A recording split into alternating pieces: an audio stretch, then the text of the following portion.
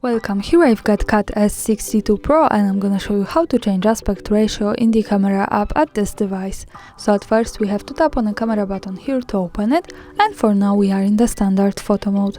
From here let's go to the left corner to this button. When we pick this we can open the advanced camera settings. Now let's slide a little bit down and focus on the picture settings.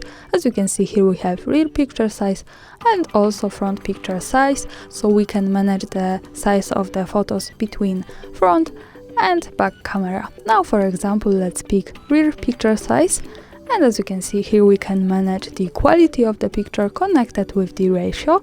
So we have two ratios, 4:3 and 16:9, and this is connected with different quality. I suggest you to keep this on the best possible, which is 12 megapixels to 4:3 and 8 megapixels to 16:9. Now let me change 4:3 to 16:9 ratio, and let's go back to the camera preview to see it. As you can see, the background has changed to the longer one. Now let's move again to the settings in the left and let's focus again on rear picture size. Let's go back to 4:3.